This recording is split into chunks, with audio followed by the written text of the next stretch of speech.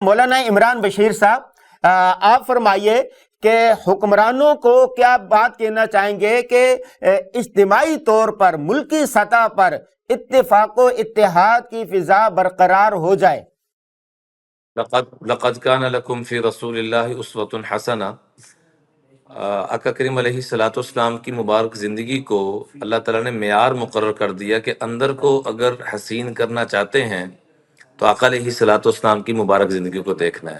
ایک تو میں آج کے نوجوانوں کو بھی یہ عرض کروں گا کہ ہم موجودہ حکمرانوں کو یا موجودہ بڑوں کو نہ دیکھیں، ہمارے حقیقت میں بڑے امام الانبیاء، ان کا مبارک گھرانہ اور صحابہ اکرام کی مبارک زندگی ہے، ان کو سامنے رکھ کر زندگی گزاریں گے تو ہم بڑے سکھی بھی رہیں گے اور سکون میں بھی رہیں گے۔ دوسری گزارش یہ ہے کہ حکمرانوں سے بھی یہ عرض کروں گا کہ اللہ پاک نے ان کو اگر یہ موقع دیا ہے تو وہ رعایا کو یوں سمجھے جیسے اپنی اولاد کو محبت پیار اپنائیت دی جاتی ہے، وہ اس انداز میں پیار محبت دیں، اور ہم ان کو جب مثال اور نمونہ بنا کر چلیں گے تو ہم کبھی بھی کامیاب نہیں ہو سکتے۔ ہم نے مثال اور نمونہ بنا کر چلنا ہے تو آقا کریم علیہ الصلوۃ والسلام فَإِنْ آمَنُوا بِمِثْلِ مَا آمَنْتُمْ بِهِ فَقَدِ اهْتَدَوْا، یا آقا کریم نے فرمایا اصحابی کا نجوم فَبِأَيِّهِ مُقْتَدَيْتُمْ اهْتَدَيْتُمْ۔ صحابہ کرام کی زندگی کو ہم اتنا عام کریں کہ ہمارے گھروں کے اندر ان کے تذکرے، ان کے چرچے، ان کی باتیں اتنی عام ہو جائیں کہ انہوں نے بھی اختلاف کیا۔ آج آپ اختلاف کی بات کر رہے ہیں، لیکن آقا کریم نے فرمایا علیہ الصلوۃ والسلام نے کہ اختلاف اصحابی لکم رحمہ، میرے صحابہ کا اختلاف بھی رحمت ہے، سراپا رحمت ہے۔ تو آج ہم نے کوئی اختلاف رائے بھی رکھنی ہے تو ہم مبارک صحابہ کرام کی زندگی کو دیکھتے ہوئے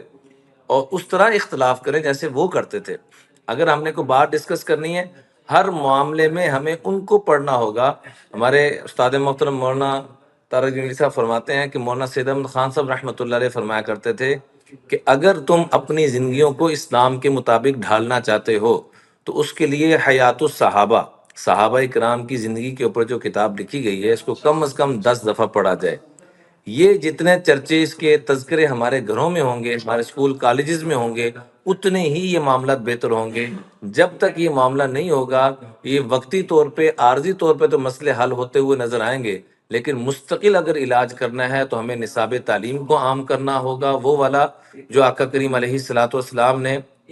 سیدنا ابو ہریرہ رضی اللہ تعالیٰ عنہ کو اور اصحاب صفہ کو جو مبارک تعلیم کا سلسلہ دیا، کیونکہ قرآن نے سب سے پہلی جو وحی ہمیں دی ہے اقرأ بسم ربک الذی خلق، کہ خالق کو پڑھیے۔ سب سے پہلے خالق کو پڑھنا ہم نے چھوڑ دیا، مخلوق کو ہی پڑھتے جا رہے ہیں۔ اور دوسرا، ہمیں عصبیت سے، تعصب سے جو خطبہ حجۃ الوداع ہے،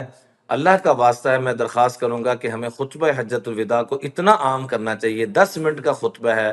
42 کے قریب اس میں جزیات ہیں، لیکن آپ جس ادارے میں عام طور پر جا کر پوچھیں، اسکول میں، کالج میں، یونیورسٹی میں، اور عام کسی بھی جگہ پہ آپ ادارے کو جا کے پوچھیں کہ آپ کو کیا خطبہ حجۃ الوداع کا جو 10 منٹ کا خطبہ ہے، کیا آپ نے اس کو یاد کیا ہے؟ کیا ہمارے سامنے وہ چیزیں ہیں؟ پوری امت کو اگر ہم کسی رخ پہ لانا چاہتے ہیں تو ہمیں کم از کم اور کچھ نہیں تو خطبہ حجۃ الوداع کو ہی سامنے رکھ کر، جو 2 جنگیں عظیم گزری ہیں جس میں لاکھوں نہیں کروڑوں لوگ تباہ و برباد ہوئے، آخر میں جا کر وہ حل کیسے ہوا معاملہ؟ آقا کریم کے ایک مبارک جملے کے صدقے سے کہ لا فضل لعربی علی عجمی ولا لاسود علی الاحمر، کسی گورے کو کسی کالے پہ، کسی عربی کو کسی عجمی پہ کوئی فوقیت حاصل نہیں ہے الا بتقوی اللہ، یہ اللہ کے تقوی کے ساتھ ہی معاملہ بہتر ہونا ہے۔ تو رمضان کا مقصد بھی تقوی ہے، تو تقوی والی زندگی پہ ہم جب تک نہیں آئیں گے ہمارا معاملہ حل نہیں ہوگا۔ اس میں آخر میں یہ عرض کرنا چاہوں گا کہ حضرت امام حسن سے پوچھا گیا کہ ساری امت نے تقوی حضور کے قدموں میں بیٹھ کر سیکھا، ایمان، تقوی، آپ وہ خوش قسمت ہیں جنہوں نے حضور علیہ الصلوۃ والسلام کے کندھوں میں بیٹھ کر ایمان اور تقوی سیکھا۔ تو تقوی ہے کیا؟ فرمایا اللہ ترى نفسک خیرا، تمہیں اپنی کوئی خوبی نظر نہ آئے اور دوسروں کی خامی نظر نہ آئے۔ جب یہ کیفیت ہو جائے گی تو سمجھ لینا کہ رب نے تمہیں متقی بنا دیا ہے۔ قرآن پاک میں بار بار 250 مرتبہ تقوی کا ذکر۔ روزے کا بھی جو مقصود ہے وہ لعلکم تتقون، تاکہ تم روزہ رکھو اور متقی بن جاؤ۔ تو متقی اہل بیت سے ہمیں جو مبارک تعریف مل رہی ہے، ویسے تو اس کا لفظی ترجمہ گناہوں سے بچنا، لیکن خاص طور پہ اس گناہ سے بچنا کہ ہم اپنی خوبی نہ دیکھیں،